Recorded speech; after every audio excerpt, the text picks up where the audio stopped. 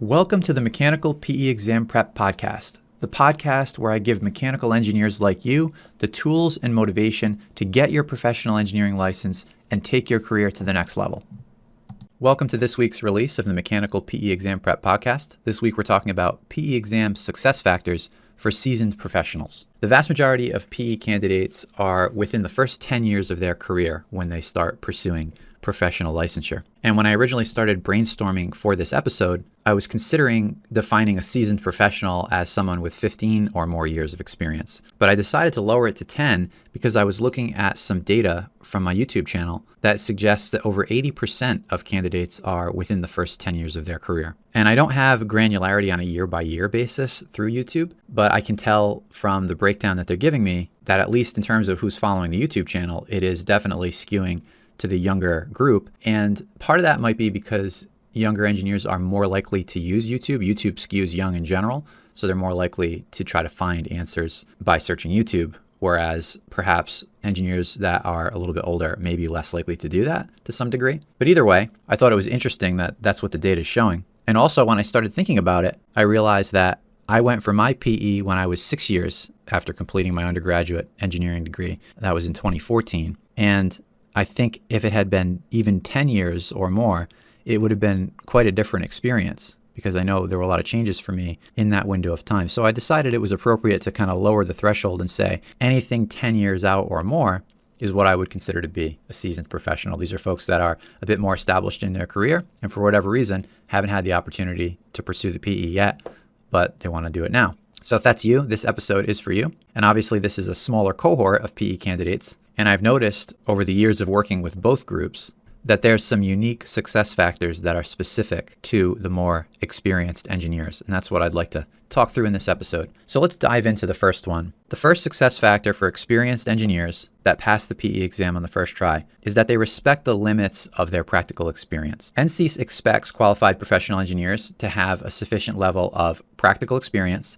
and technical knowledge. The experience portion is documented in the written portion of your application, and it's further supported by your professional references. The technical knowledge piece is determined by your performance on the PE exam. And I think most engineers understand that going in, that that's the breakdown and that's how NCEAS approaches it. And the state departments of education that bestow upon you the license are looking at it the same way. But what I think may be harder to realize sometimes is that what made you successful thus far in your career is a combination of technical and non-technical skills. So for most engineers that have been working for 10 years, their contribution at work to their employer is largely the outcome of many soft skills that they've developed over time, such as being able to work within teams, delegating to others, managing projects, communicating effectively with clients.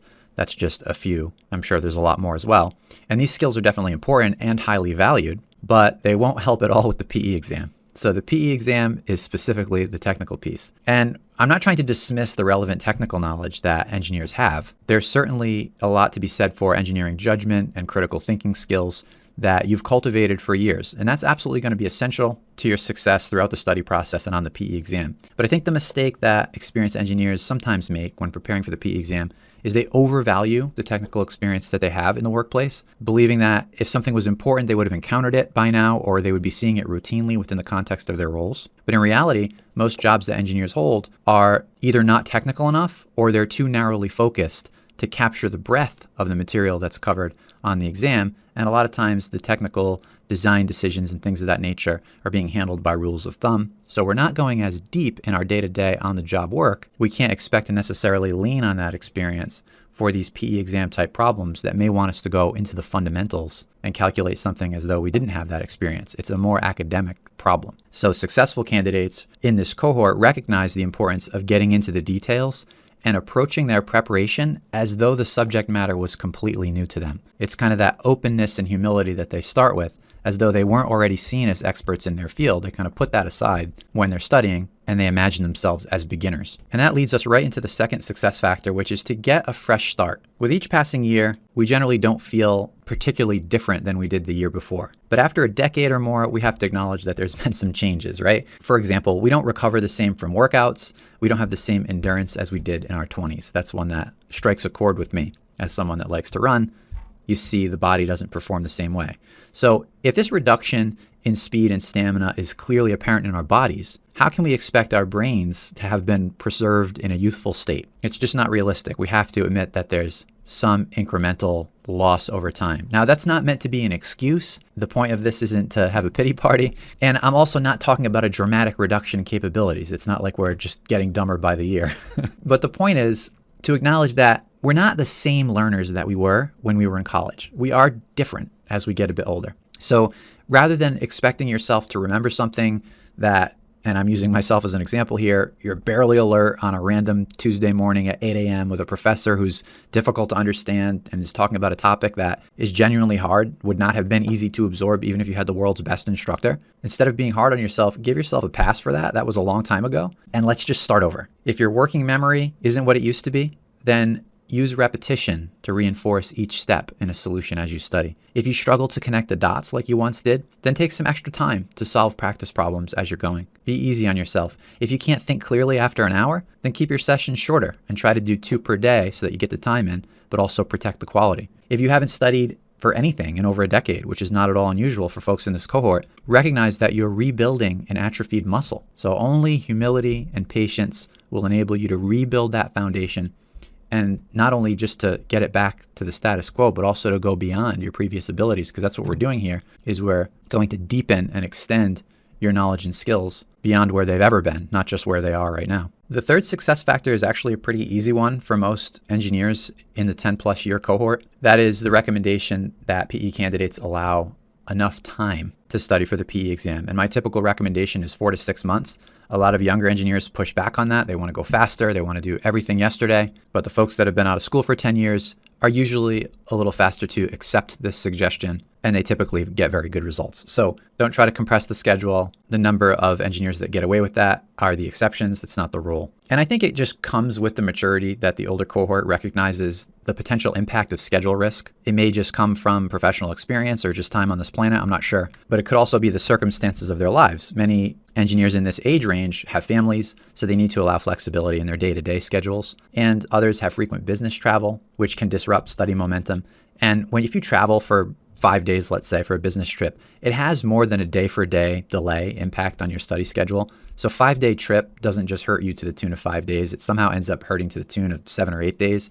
And then if it breaks the chain and it's hard to get back on after, or it's international travel and you have jet lag, there are knock-on effects that make it harder than just the duration of the trip. And just in general, for any study program, regardless of age, it takes time to ramp up at the beginning, and it's prudent to reserve some contingency at the end. So just being a bit conservative with your schedule really makes it safe and guards against the possibility that anything goes wrong, and if something does go wrong, it can be absorbed. It's also rare that getting the PE suddenly becomes an urgent priority for engineers in this group, because it's been unfeasible or difficult to take on the challenge of pursuing the PE for several years leading up to this, right? There's been opportunities in the last 5 years or more to go for it, and for whatever reason, it hasn't happened. No judgment around that. But now that you've decided that you are starting and you're going to begin to study, there's generally not a specific reason to rush. Now, there may be a deadline, there may be a promotion or a role where you're obligated to do it by a certain time, but it shouldn't be so aggressive that you have to do it in a couple of months. Hopefully, there's 6 months or a year, and you have plenty of time to work within that schedule. Perhaps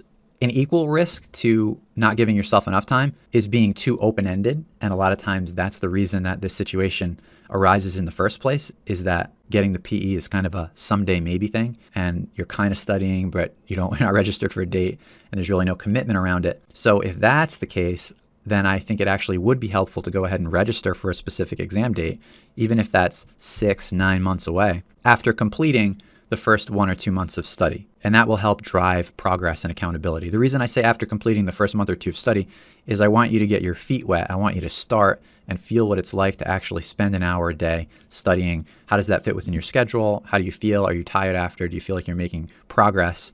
Are you on a roadmap that's going to take you to a defined endpoint that you're comfortable with? And once you do that for a month or more, you're pretty set that you're moving in a direction, and then you can forecast out and say, all right, in 4 to 6 more months, I'm confident that I'm going to be where I need to be, so I'm going to go ahead and register for a date. So we want to give you enough time, but not too much time. And we certainly don't want to be completely open-ended. We definitely want to have either a date or at least a date range in mind to keep you accountable. The fourth success factor, and I have 6 of these in total, is to leverage your career capital to request schedule flexibility. And I borrowed that phrase career capital from one of my favorite authors, Cal Newport, who writes about career advice for young people. And one of the ideas that he often talks about is early in our career, if we're ambitious, we should be trying to develop our credibility and our reputation to establish some career capital that's going to give us flexibility. Cal's talking about a lot of different types of flexibility, but I want to talk specifically with you about schedule flexibility because that would be particularly useful for studying for the PE exam. And since you've been working for over a decade, you have, generally speaking, less to prove on a day-to-day basis than an engineer that's at the beginning of their career, where all eyes are on them. Are they doing the right thing every day? You kind of have to keep track of them hour to hour. But as time goes on, we give our teams more and more autonomy, and we trust them to manage themselves a bit more. So you likely have already crossed the Rubicon on that. You have strong relationships with your peers as well as management. You've developed your own personal brand of credibility and conscientiousness. So with that said, I think it's completely reasonable to ask for some flexibility over the course of your study period. Again, we're talking about 4 to 6 months probably, relating to your schedule at work. This could mean starting a bit late, maybe a day or two a week. It could mean finishing early. It could mean taking an extended lunch or any other arrangement that would suit your preferences and personality and wouldn't impact your ability to get your work done and keep on track of the priorities that you have, that you're responsible for there. And you really have to step back and think about what's going to work for you personally. When I was 28 years old and I went for the PE, I preferred sleeping in and studying at night. That's just what worked best for me. Now that I'm 38 and a father, I've realized that I do my best thinking in the morning. So that's shifted for me at some point in the last 10 years. So what works best for you? And don't be shy about asking for what you need. The worst that can happen is that the answer is no. And if your employer's not willing to work with you on this, if they're not supportive of you going for your PE, then this is definitely something you're going to want to find out sooner than later, especially as you're in the process of enhancing your career. Now, that said, I wouldn't expect them to jump at the opportunity to agree to any suggestion you put out there. So be prepared to negotiate and maybe offer something in return if it would be helpful.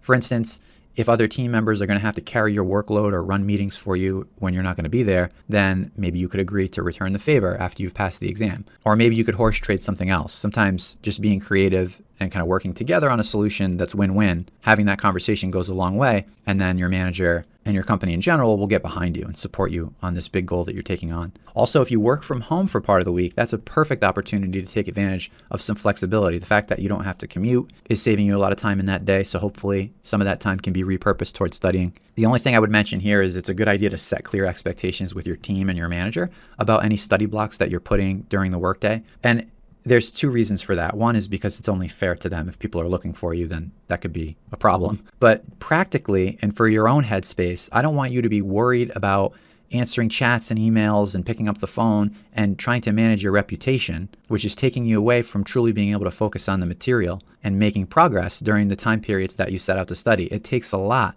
to block out that time to study and then really show up with not just the time, but the energy and the focus to do good work. So the last thing I want is a little voice in the back of your head saying, oh, you've got to keep up appearances. I want you to actually be able to allocate that time. And if you're half in and half out, then it probably doesn't work and maybe you need to think about a different time of day. The fifth success factor is to use a reliable study program. And I wrote about this recently. I think you can go back about 2 or 3 episodes and check out the episode called PE Exam Prep Strategies for Different Budgets. I talked about 4 different levels in that episode, and experienced engineers will generally fall into level 3 or 4, but let's just focus on level 3, which I call assisted and accelerated. Basically, candidates in this group have the resources to invest in a program that's going to make their study process more efficient. It's going to give them greater certainty of success. And generally speaking, just like with the schedule, experienced engineers recognize the importance of this, so they usually proceed without hesitation in selecting a program and going that route.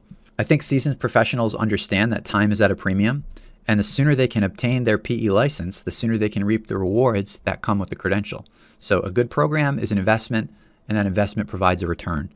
Spending precious time trying to figure out how to study rather than actually studying is unacceptable. And to successful and busy professionals that understand this, there's nothing to gain by making an already challenging process harder than it needs to be. So this one usually makes a lot of sense. And the last success factor for seasoned professionals is to know your reasons why professional licensure is important. When I say your reasons, I don't mean generic reasons. I mean your personal reasons. Being clear with yourself and others about why you want to become a professional engineer is something that's important to all aspiring PEs, but it's especially critical for engineers who, for whatever reason, have delayed their pursuit for a decade or more. It'd be very easy to let another year or 5 years or 10 years go by and still be thinking in the back of your mind, maybe someday I'll go for my PE. And sadly, as we know, often someday never comes. So why is getting licensed a priority for you? And why is it a priority for you now? What would it mean for your career in 5 years if you got your PE? And what would be the impact of not going for it? Where would that put you in 5 years? And aside from your career, what would it mean to you personally to achieve the goal? What would it signal to your colleagues, to your clients, and most importantly to yourself that you were able to do the work and get across the finish line? For younger engineers, the answer oftentimes is a lot simpler. They might just say, well, the PE opens doors, or it'll get harder if I wait. And that's true. But for experienced engineers, the answer is sometimes more nuanced. There may be one version of your future that you can envision if you get your PE, and another version if you don't. Which is more compelling? Having answers to these questions is extremely useful when the studying gets tough, which is going to happen. There's a moment in every study process where you start wondering, oh boy, this is a lot. Have I bitten off more than I can chew here?